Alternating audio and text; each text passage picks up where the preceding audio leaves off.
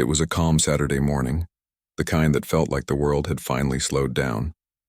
The sun had just started peeking over the rooftops, painting the houses a warm shade of gold. Birds were chirping on the fences, and the faint smell of fresh-cut grass drifted through the air. For the first time in months, Daniel actually had a day off. No meetings, no emergencies, no phone buzzing at 6 a.m. He had promised his daughter that they'd finally clean out the garage and maybe sell some of the things that had been collecting dust for years. His daughter, Lily, was already outside setting up folding tables on the driveway. She was humming a song quietly as she unpacked boxes filled with old toys, books, and random stuff that every family somehow ends up keeping. Daniel smiled as he walked out carrying a box labeled "Misc" and "Don't Throw Away." He didn't even remember what was inside, but the label made him laugh. "Hey, careful with that one," he called out jokingly. "That box might contain priceless treasures." "Or junk, mostly junk," Lily grinned. "I'm betting on junk." "Smart girl," Daniel said, placing the box on the table. He looked around. Their small suburban neighborhood was the kind of place that tried to look perfect. Trimmed lawns, identical mailboxes, and houses that all looked like they came from the same blueprint. It was peaceful, but it had its quirks, and one of those quirks had a name, Karen Whitmore. Everyone knew her. Everyone had to know her. Karen was the head of the HOA, or at least she acted like she was. She wasn't even officially in charge, but that didn't stop her from walking around with a clipboard, inspecting lawns, taking photos, and sending courtesy reminders to homeowners. She loved rules, and she loved reminding others about them even more. Daniel had only been living there for 2 years, and he had managed to avoid her radar so far. But he knew it was only a matter of time. By 9 a.m., the yard sale was in full swing. A few neighbors stopped by, chatting and browsing through the tables. Kids picked up toys, older folks looked through books, and Lily was doing a great job handling the small cash box. The atmosphere was warm and friendly, and for a while Daniel felt like this was exactly how a Saturday should be. A man from across the street, Tom, came over holding an old power drill. "How much for this thing?" he asked. Daniel scratched his chin. "Tell you what, $5 and a promise you won't drill through your hand." Tom laughed. "Deal." They shook hands. Everything felt lighthearted, easy. People came and went, smiling, chatting. Even the neighbor's dog came over and sniffed around before getting distracted by a tennis ball. Then, around 10:30, the calm started to shift. Daniel noticed a familiar silver SUV slowly turning the corner. He didn't have to see the driver to know who it was. The slow roll, the careful stop in front of his driveway. It was signature Karen. She pulled up, window already halfway down, sunglasses perched on her nose even though the sun was hiding behind clouds. Daniel let out a quiet sigh. "Showtime," he muttered. Lily looked up. "Oh no, is that—" "Yep," Daniel said. "The one and only." Karen stepped out of her SUV holding her usual clipboard, pen attached with a red ribbon. She had the kind of walk that said, "I'm about to ruin someone's morning." "Good morning," Daniel greeted, trying to sound friendly. Karen didn't smile back. She scanned the tables, the signs, the people browsing. "What's going on here?" she asked, her tone sharp. Daniel gestured around. "Just a little yard sale. Trying to clear out some space." Karen raised an eyebrow. "A sale? You mean you're selling items?" "Yes," Daniel said slowly, unsure where she was going with that. She tapped her clipboard. "You're aware that this neighborhood is governed by an HOA, correct?" "I am." "And you're also aware that any kind of commercial activity requires approval from the board, right?"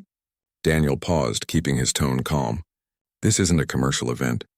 It's just a personal yard sale, one day only." Karen crossed her arms. "Doesn't matter. You're conducting business on residential property, without prior permission. That's a clear violation." A couple of neighbors nearby glanced over, curious about the commotion. Daniel noticed but stayed patient.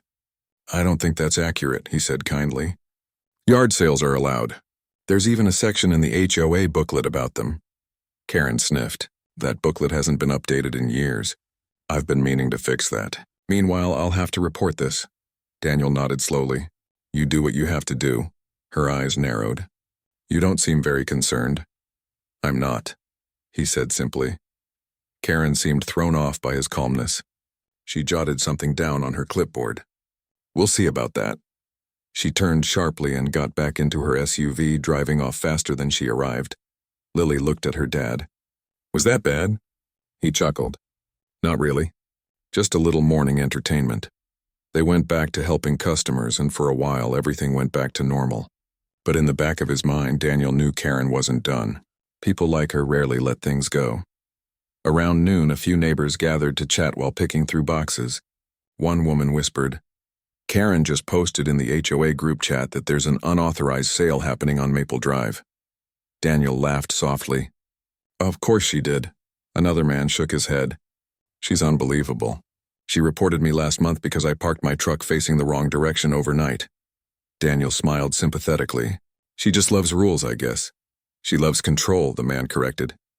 Lily nudged her dad. You're not going to get in trouble, right? No, he assured her. Even if she calls someone, it's fine. I know exactly how to handle it.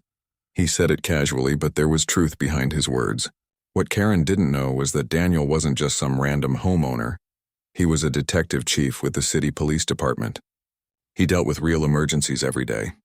People in trouble, people in danger, serious crimes. This little neighborhood drama was nothing compared to what he'd seen. But still, he didn't want his daughter to worry. He wanted her to see that problems could be handled calmly without yelling or anger. By 1 p.m., the crowd had thinned. The sun was high and the air felt heavy with that late morning warmth. Daniel and Lily sat under the shade of a tree, eating sandwiches and counting the money they'd made so far. That's not bad, Lily said. We made like $80 already. $80 in a cleaner garage. I'll take it. They laughed and kept talking about what to do with the leftover stuff when the sale was over. It was a perfect father-daughter moment. Simple, quiet, and happy. Then Daniel's ears picked up a faint sound in the distance. A car engine. Then another. A few seconds later, he saw flashing blue and red lights reflecting off a car window. Lily frowned. Wait, are those police cars? Daniel turned his head and saw 2 patrol cars slowly coming down the street. Lights on, sirens off. The neighbors looked up, whispering. Oh, you've got to be kidding me, he muttered under his breath. The cars stopped right in front of his house. 2 officers stepped out. One was a young guy, maybe in his late 20s, trying to look professional. The other was older, with that look of someone who'd seen it all before. Before they even reached the driveway, Karen's SUV came rolling up again. She got out, waving her hand as if directing traffic. Officers, over here! This is the property. Lily's eyes widened. She actually called the cops? Daniel exhaled slowly. Looks like it. Karen walked toward the officers, pointing at the tables. This man is running a commercial operation from his driveway. I've told him repeatedly that it's against HOA rules. He refused to stop. There are transactions happening, people coming and going, it's chaos. The younger officer nodded politely. Ma'am, we'll handle it. They turned to Daniel. Sir, we received a call about an unauthorized business activity. Can we talk for a moment? Daniel stood up, calm as ever. Of course, officers. I think there's been a misunderstanding. Karen folded her arms behind them, clearly enjoying herself. One of the officers looked around. Is this your property? Yes, Daniel said, reaching into his back pocket. And just to clarify, this isn't a business. It's a personal yard sale. You can check the HOA guidelines yourself. Nothing illegal happening here. He took out his wallet, flipping it open, not to his driver's license, but to his badge. The golden emblem caught the sunlight.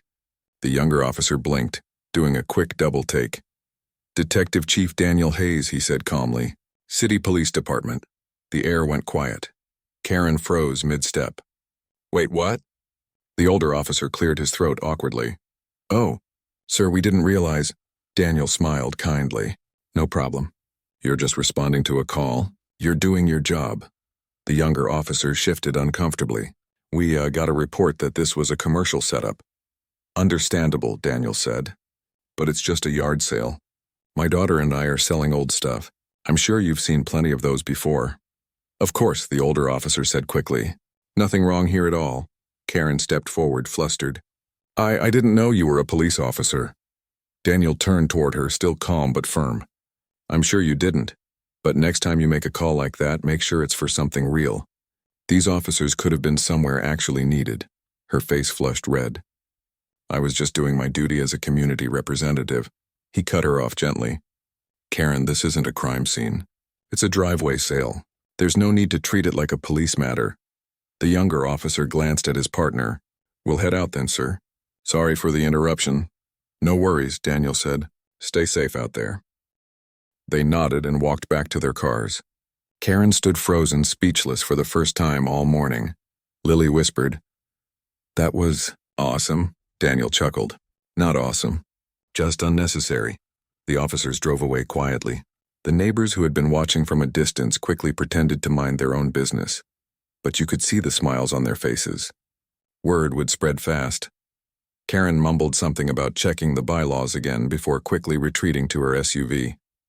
She didn't make eye contact as she left. As the car disappeared down the street, Daniel finally sat back down in his chair. Lily was still staring at him, a mix of admiration and amusement on her face. "You didn't even get mad," she said. "How do you stay so calm?" He smiled. "Because getting mad wouldn't change anything.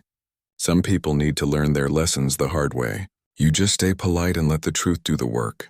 Lily nodded slowly. "I think you just became everyone's hero on this street." He laughed. "Let's hope not. I just wanted to sell some old stuff and enjoy a quiet day." They went back to their sandwiches. The yard sale continued. More neighbors showed up, some just to chat, others to congratulate him quietly. The day went on peacefully. The sun started to dip lower, the tables grew emptier, and the once full garage was now nearly clean. For Daniel, it wasn't just about selling things. It was about spending a day with his daughter, seeing the good side of his community and reminding himself that patience is often the best response. As they packed up for the day, Lily looked up and said, "So, think she's going to try again?" Daniel smiled, shaking his head. "If she does, I'll be ready. But somehow I think she'll keep her distance for a while." And for the first time that weekend, the street felt peaceful again. The neighborhood kids played in the yard, laughter echoing through the evening air. The sun set behind the trees, leaving a soft orange glow across the houses. Daniel closed the garage door, turned off the porch light, and smiled to himself. Sometimes, he thought, the smallest things reveal the biggest truths about people. And this time, truth had handled itself just fine. The next morning started quiet again. The air was crisp, the kind of cool that made your coffee taste better and your thoughts a little clearer. Daniel stood by the window sipping his drink, watching the light slowly spread over the neighborhood lawns. It felt peaceful, almost like yesterday never happened. Lily came into the kitchen, still half asleep, her hair in a messy bun. "Morning," she mumbled. "Morning, sleepyhead," Daniel said with a small smile. "You hungry?" She nodded. "Always." While he made her some toast, he looked out the window again. The driveway still had a few boxes left from the yard sale, the ones they hadn't finished sorting. It didn't bother him, though. They could deal with that later. For now, he wanted to enjoy the calm, except there was something in the air, a kind of quiet tension that only comes when you know someone hasn't let go of a grudge. Daniel had dealt with plenty of people like that in his job. People who couldn't stand being wrong. People who needed control so badly that they'd create problems just to feel important. And if there was one thing he knew about Karen Whitmore, it was that she hated being embarrassed. And yesterday she'd been humiliated. He didn't want to fight. He just wanted to move on. But deep down, he had a feeling she wasn't finished. Around 9, Lily went out to feed their cat, who had already claimed the porch chair as her throne. The neighborhood was waking up slowly. Cars starting, sprinklers running, someone jogging with headphones on. Everything looked normal, until Daniel saw Karen's SUV drive by again. She didn't stop this time. She just slowed down enough to look at his house, eyes hidden behind sunglasses. Then she drove off. Daniel let out a quiet sigh. "Round 2, he said under his breath. Lily came in holding the cat. "She drove by again, didn't she?" He nodded. "Yep. Why is she like that?" Lily asked. "She could have just apologized and been done with it." "Some people can't say sorry," he said softly. "It feels like admitting defeat to them." Lily frowned. "That's exhausting." "Yeah," he said. "It is." They spent the rest of the morning cleaning up the leftover sale stuff. Daniel planned to donate most of it. As they worked, a few neighbors walked by and waved. Most of them already knew about what happened. The story had spread fast. Apparently someone had filmed part of it and shared it in the community chat. "Hey, detective," one man joked as he passed. "Got any more cases to solve today?" Daniel laughed. "Only if it involves missing socks." Everyone found it funny, but Daniel didn't gloat. He wasn't the type to rub it in. He just wanted everyone to get along again. By noon, everything was packed away. The driveway was clean, and the garage actually looked spacious for once. Lily seemed proud. "It looks so much better," she said. "Feels weird, though. It's so empty." "That's a good kind of empty," Daniel said. "It means less clutter." They decided to go out for lunch. On their way back an hour later, Daniel noticed a few people standing near the community bulletin board by the entrance to the neighborhood. Karen's SUV was parked nearby again. She was talking to a few homeowners, gesturing toward her clipboard, looking serious. Lily noticed too. "Is she holding a meeting?" Daniel didn't slow down. Probably trying to save face. When they got home, there was an envelope taped to their front door. He took it off and opened it. Inside was a printed notice with the HOA letterhead, except it wasn't official. It was clearly something Karen had made herself. The paper said, "Notice of HOA violation. It has been brought to the board's attention that a resident at 412 Maple Drive conducted an unapproved commercial sale. Such activity is prohibited without prior authorization. Further incidents may result in fines and community action. Signed, Acting Compliance Officer." Karen Whitmore. Daniel stared at it for a second, then shook his head and laughed quietly. "She really can't help herself," he said. Lily leaned over his shoulder. "That looks official?" "It's not," he said. "There's no actual board signature. She made this herself." He folded the paper and set it on the counter. "We're not going to engage. Let's just ignore it." But ignoring people like Karen often made them try harder. Later that afternoon, Daniel went for a short walk around the block. As he passed a few houses, several neighbors stopped to chat. Most were supportive, but a few were cautious, saying things like, "Karen's been asking everyone about that sale," or, "She says she's going to call a special HOA meeting." Daniel smiled politely and thanked them for the heads up. When he got back home, he noticed something else. Someone had taken pictures of his yard. There were small footprints near the edge of the flower bed, and his yard sale sign that he had taken down yesterday was now lying flat on the ground, as if someone had kicked it. He picked it up and shook his head again. "This is getting ridiculous." That night after dinner, Lily sat on the couch scrolling through her phone. "Dad, you're kind of famous now," she said, laughing. Daniel looked up. "What do you mean?" She turned the phone around. There was a post in the community Facebook group titled, "HOA Chair Calls Police on Detective Over Yard Sale." The comment section was full of people defending Daniel and calling out Karen's behavior. Some were joking, others were furious. "Oh boy," Daniel said, rubbing his forehead. "That's not going to help." "Why?" "Everyone's on your side," Lily said. "Yeah, but that means she's going to double down," he said. "She's not the kind of person who likes losing." He was right. The next morning, Daniel was woken up by a knock at the door. It was early, too early for anyone reasonable to visit. He opened the door and saw Karen standing there again, this time with another man beside her holding a folder. "Good morning," Daniel said calmly. "Can I help you?" Karen gave a tight smile. "This is Mr. Porter. He's the HOA treasurer. We're here to discuss the violation notice." Daniel leaned against the doorframe, his voice steady. "There is no violation, and you know that." Mr. Porter looked uncomfortable. "Well, Karen said there were complaints from several residents." "False complaints," Daniel interrupted gently. "Nothing illegal happened. You're welcome to review your own HOA guidelines. Yard sales are allowed once per quarter. Mine was the first this year." Karen frowned. "That section hasn't been updated." "Then maybe it's time you update it properly instead of making up your own rules," Daniel said. His tone wasn't harsh, but it carried authority. Mr. Porter looked at Karen, then back at Daniel. "Detective Hayes, I think we'll, revisit this matter later." "That would be wise," Daniel said. Karen opened her mouth to argue, but Mr. Porter tugged gently at her sleeve. "Come on, Karen," he said quietly. They left. As their car pulled away, Daniel felt a mix of relief and disbelief. He didn't like confrontation, but this was getting absurd. He thought about calling the real HOA board president to clear things up, but he decided to wait. Sometimes letting people expose themselves was the best move. That afternoon, while Daniel was working in the garage, his phone buzzed. It was a text from one of his neighbors, Lisa, who lived 2 houses down. "Hey, just a heads up. Karen told some folks she's calling the police again. She's saying you're holding illegal sales of unregistered goods." Whatever that means. Daniel sighed and put his phone down. Lily, who was nearby painting an old chair, looked up. "What's wrong?" "Nothing we can't handle," he said. "Looks like she's going for round 3. Sure enough, a few hours later, a familiar sight appeared down the street. Another patrol car. Just one this time.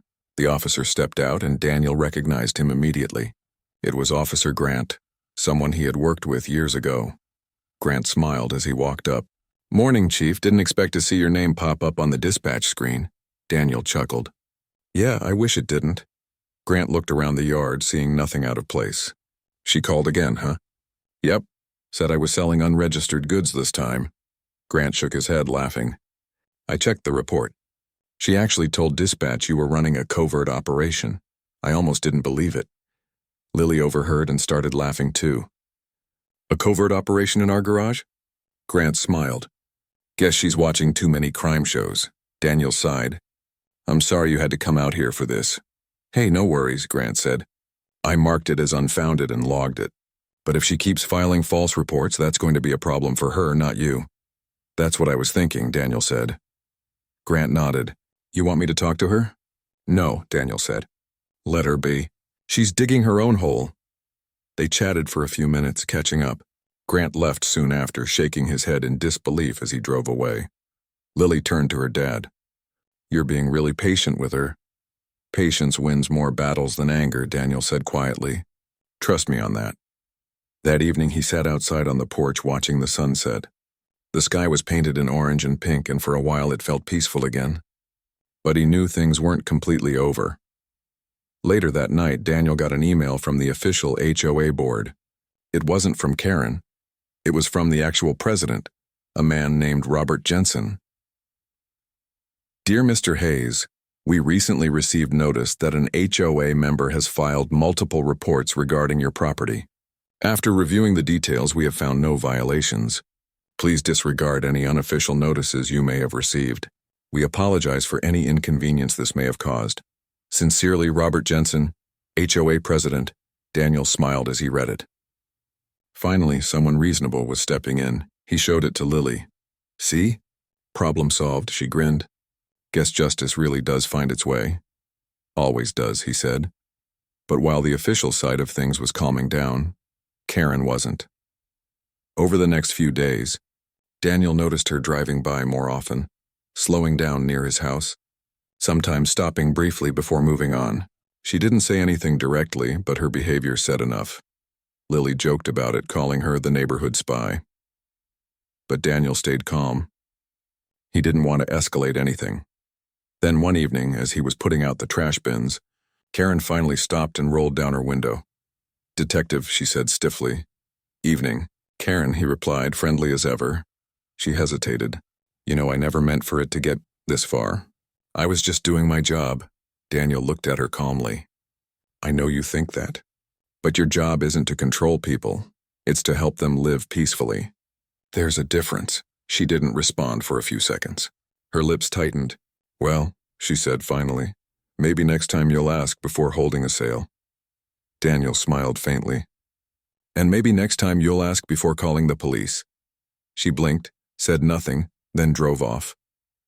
Daniel stood there for a while, watching her taillights fade down the street. The night was quiet again, peaceful even. He went inside and found Lily sitting on the couch reading. "Everything okay?" she asked. "Yeah," he said. "I think she's finally done." "Good," Lily said. "I was starting to think she was obsessed." Daniel chuckled. "She's just someone who doesn't know how to lose gracefully." He looked around the room, the warm light from the lamp making everything feel cozy. The chaos had finally settled, and all he felt now was relief. For Daniel, it wasn't about pride or proving a point. It was about keeping calm, showing restraint, and letting truth do the heavy lifting. As he turned off the lights that night, he couldn't help but smile.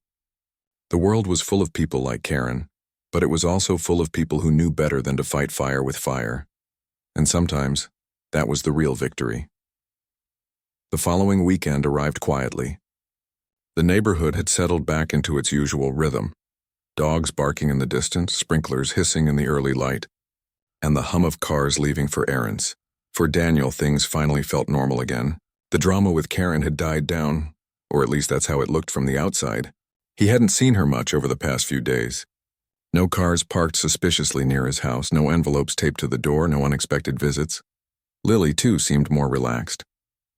She'd spent the morning listening to music while cleaning her room, something Daniel never thought he'd see without a reminder. It was peaceful, almost too peaceful. After breakfast, Daniel decided to do some yard work. He pulled on his gloves, grabbed the rake, and started tidying up the front lawn. The air was cool, and the smell of damp earth filled the air. As he worked, a few neighbors passed by and waved. Everyone seemed friendly these days, even the ones who used to keep to themselves. He could tell the yard sale incident had made its way through every household. Most people now greeted him with a new kind of respect, some with amusement, others with quiet admiration. It was strange being the talk of the street for something so trivial, but he took it in stride. Just as he was trimming the bushes, he noticed a car pull up slowly across the street. It was a blue sedan he didn't recognize.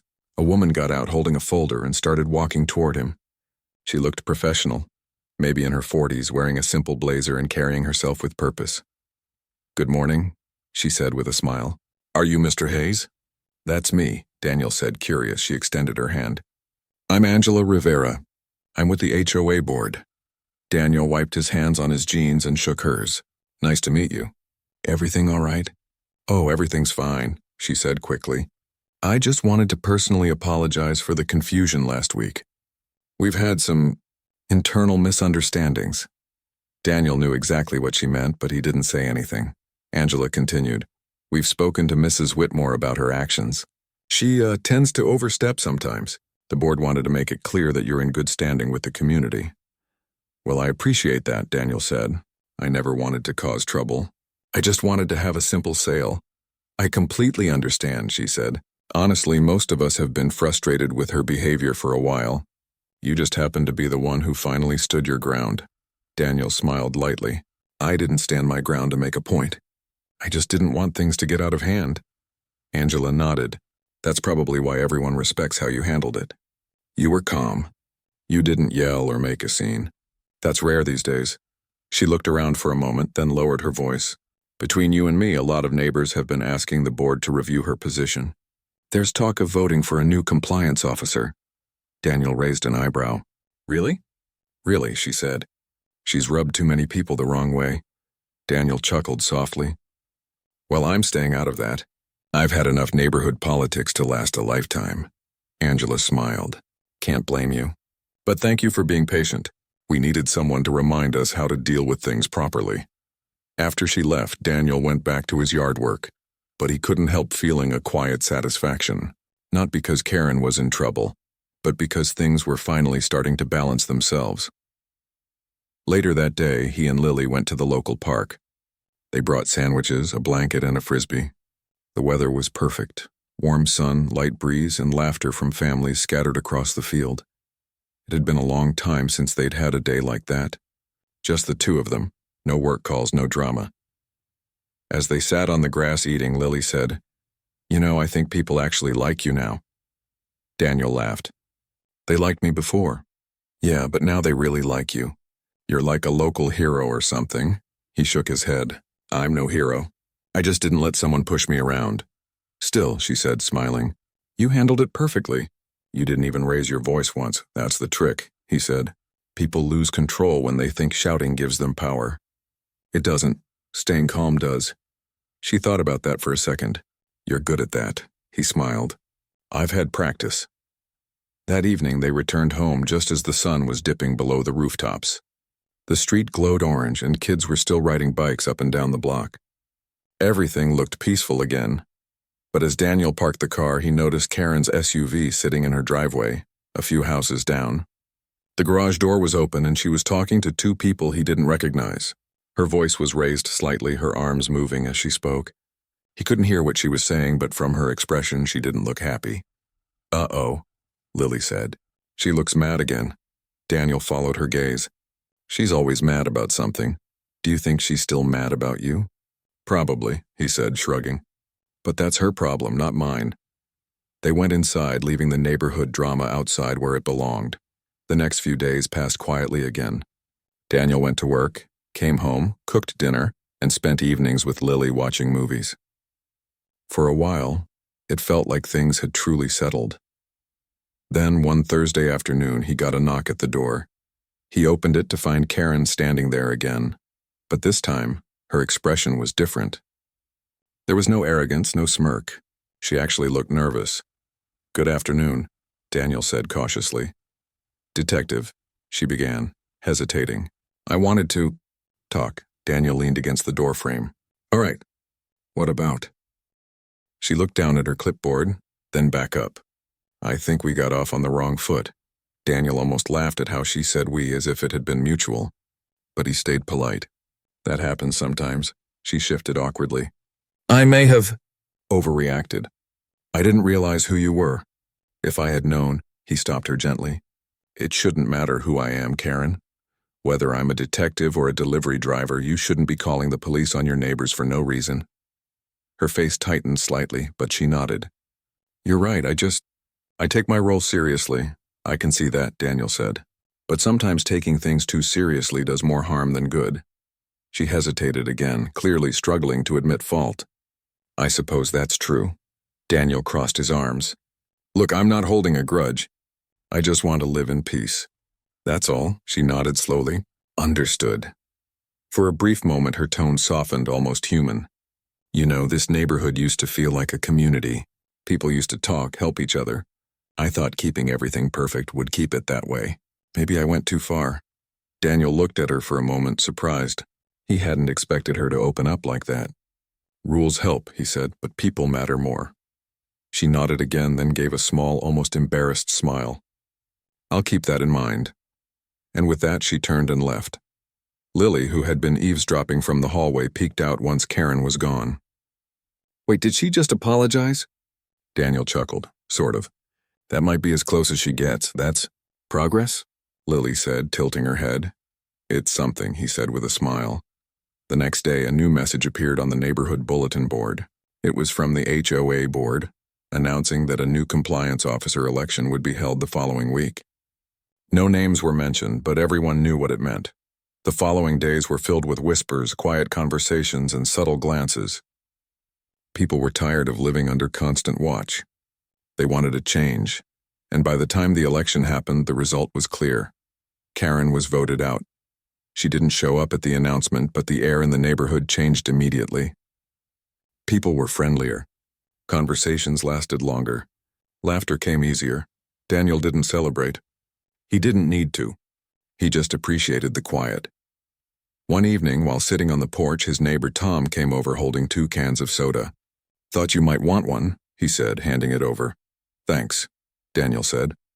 Tom sat down on the steps. "You know, this street feels different now. Lighter somehow." "Yeah," Daniel said, looking out over the lawns. "It's amazing what happens when fear goes away." Tom nodded. "You handled it better than anyone else would have." "Most folks would have yelled or packed up and moved." Daniel smiled. "Moving doesn't solve anything. Sometimes you just have to face the noise until it quiets down." They sat in silence for a while, watching the sunset paint the houses pink and gold. Kids were still playing outside, laughter echoing down the block. It felt like home again. Inside, Lily was working on a school project, humming to herself. Daniel watched her through the window and felt a quiet pride. Not because of what he'd done, but because of how calm and grounded their little world had stayed despite everything.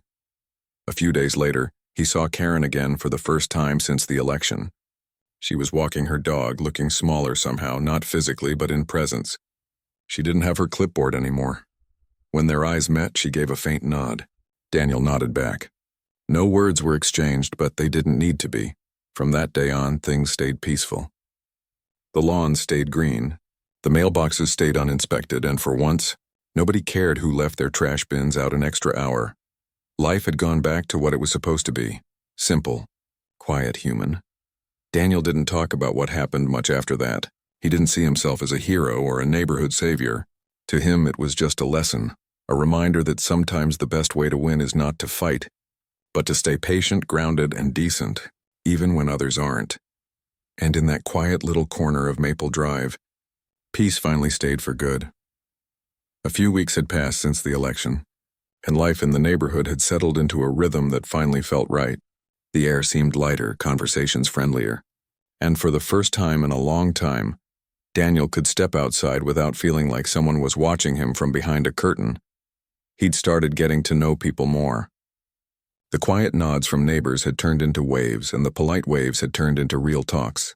On Saturday mornings, he'd find himself chatting with folks while mowing the lawn or helping someone fix a loose fence panel. It was funny how something as simple as standing your ground could make people open up to you. One Saturday, while trimming his hedges, Daniel noticed an elderly man standing by his mailbox looking frustrated. The man was trying to balance a small stack of letters in one hand while adjusting the bent metal flag on the mailbox with the other. Daniel walked over. "Need a hand?" The man looked up and smiled wearily. "That'd be nice. This old thing's been crooked for months. Karen never let me fix it myself, said I needed board approval." Daniel laughed softly.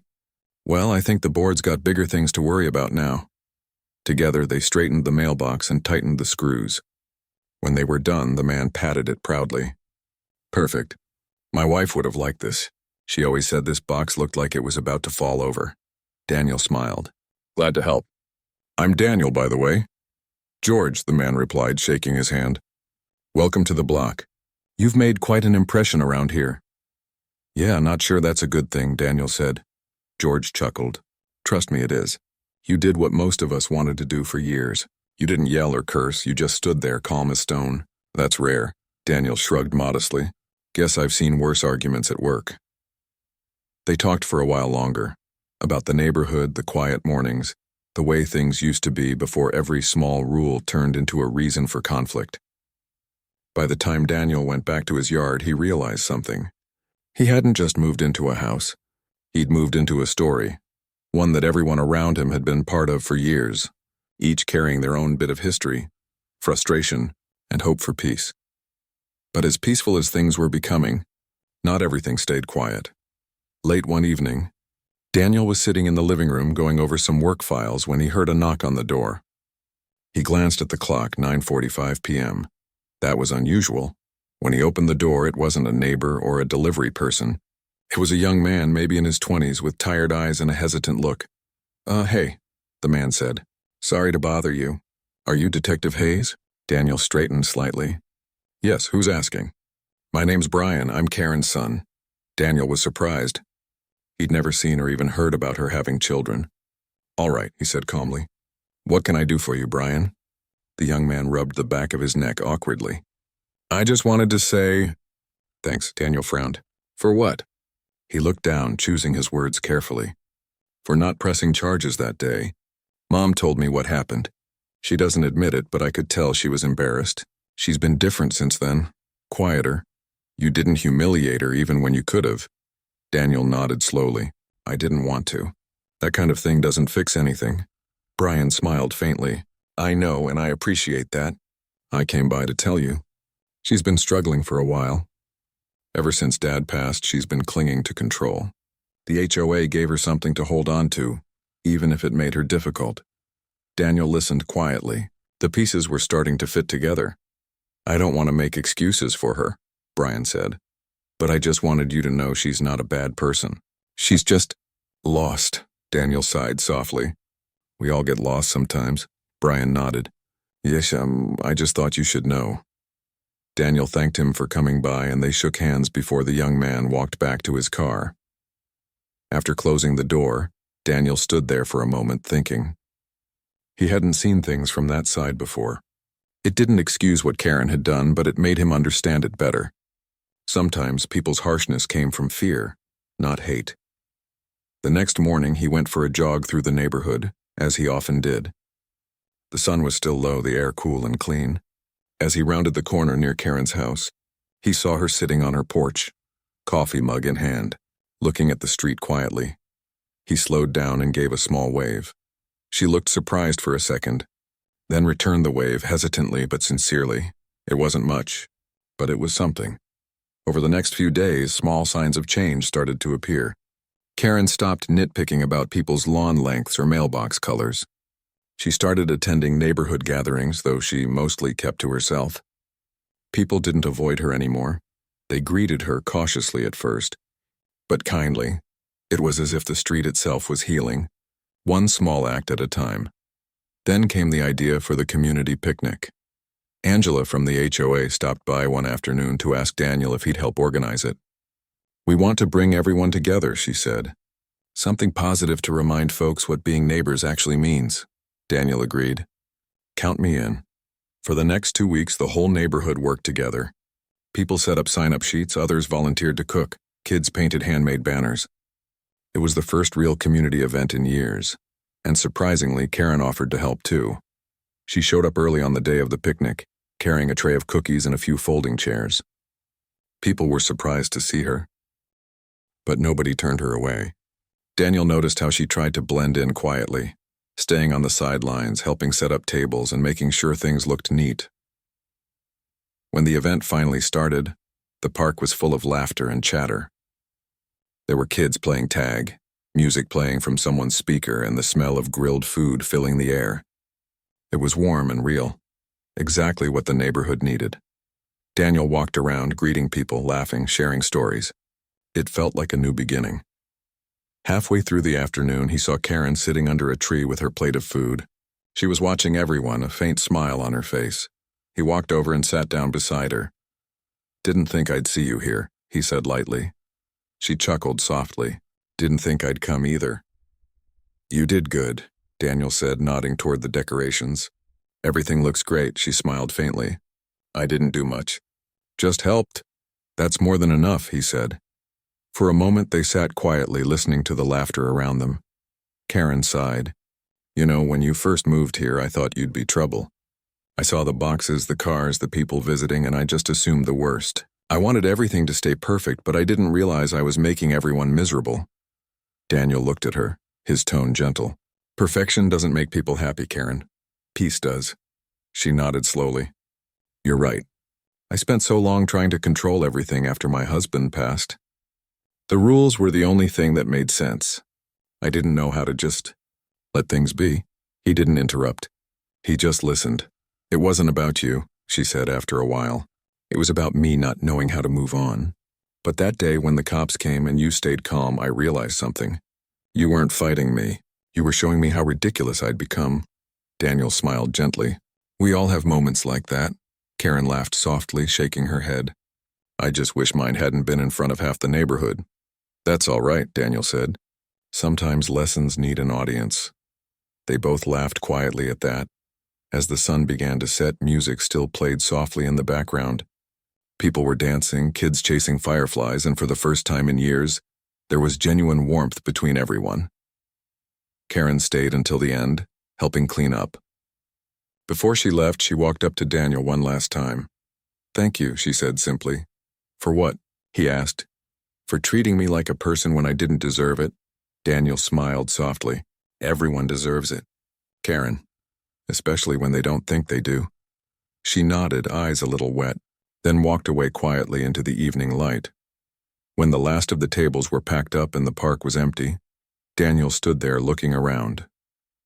The lanterns were still glowing faintly, the air filled with the smell of grass and food. He felt peaceful, like everything had come full circle. Lily came running up with a half-empty cup of lemonade. "That was so fun. Everyone actually got along." Daniel smiled. "Yeah, they did. I even talked to Mrs. Whitmore," she said, grinning. "She said I should join the student council at school." "Can you believe that?" Daniel chuckled. "Maybe she's finally seeing the good in people. Or maybe she's just tired of fighting," Lily said with a smile. "Maybe both," Daniel replied. That night, after Lily went to bed, Daniel sat out on the porch with a cup of tea. The moonlight spread across the quiet street, and for the first time since moving in, he felt truly at home. He thought about how strange life could be, how quickly people could change when given a little patience and kindness. Karen's story wasn't one of villains or heroes. It was about fear, pride, loss, and learning to start again. And in some quiet way, Daniel realized that's what the whole neighborhood had done too. They had all started over, together. He took a slow sip of his tea, watching the soft flicker of the porch lights along the street. Somewhere down the block, he saw Karen's window glow for a moment, then go dark. Maybe tomorrow she'd smile again at a neighbor, or maybe she'd still keep to herself. But either way, the street would stay peaceful. Because peace, Daniel thought, doesn't come from winning arguments, it comes from understanding people. And now, everyone on Maple Drive understood each other just a little better. Months passed quietly after the community picnic. The leaves had started to turn golden, and the cool air carried that soft, crisp feeling that always came with fall. The neighborhood had settled into a comfortable rhythm. Kids running to catch the school bus, dogs barking in the distance, and the smell of fresh coffee floating through open kitchen windows on Saturday mornings. For Daniel, it felt like everything had finally come full circle. The house that once felt like just another move had become a real home. Every corner carried small pieces of memory now. Lily's laughter echoing down the hallway, the quiet dinners after long days, and the peaceful mornings spent watching the sun rise over the street. He had gotten used to the calm, but he also never forgot how much noise there had been before. One Sunday morning, he sat on the porch with his coffee, watching the neighborhood wake up. Across the street, George was sweeping his driveway, humming softly to himself.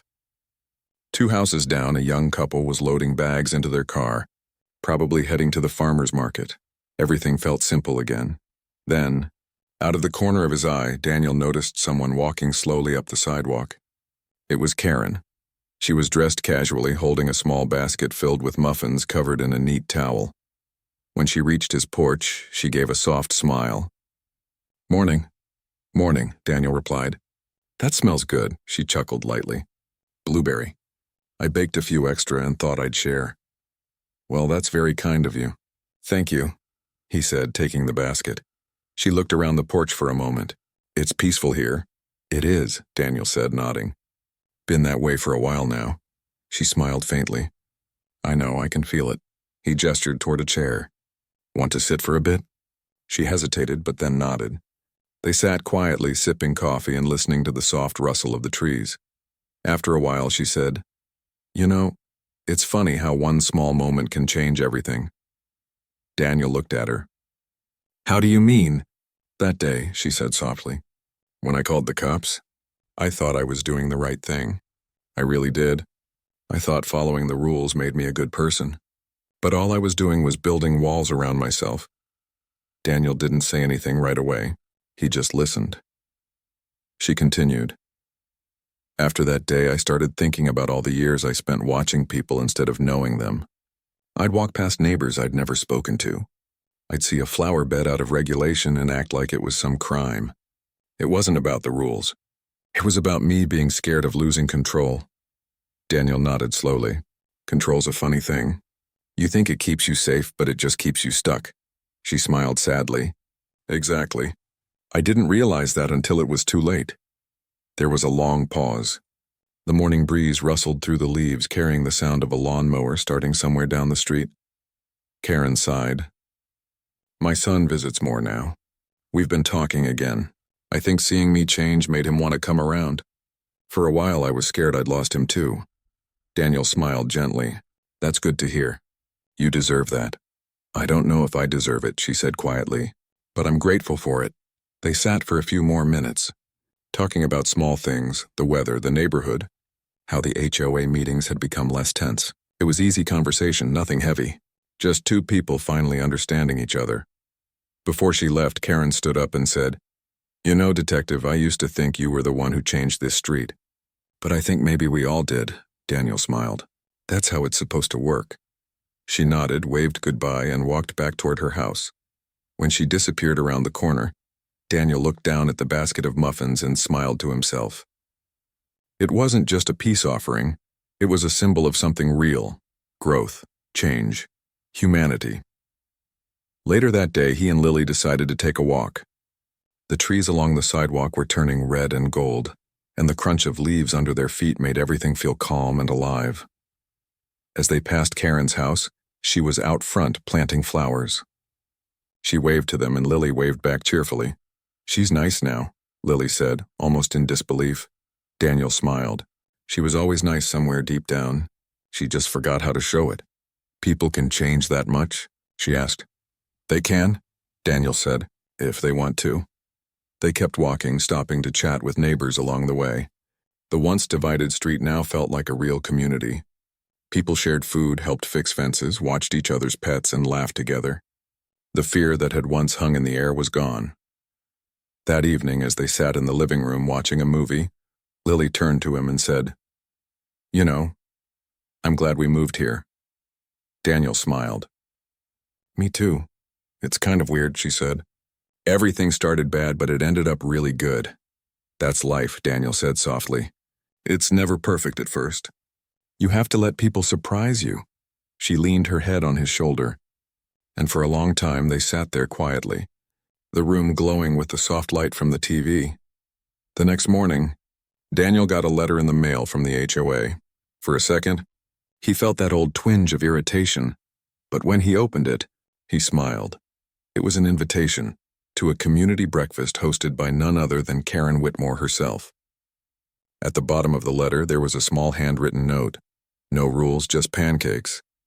He laughed out loud, shaking his head. "Well, I guess people really can change."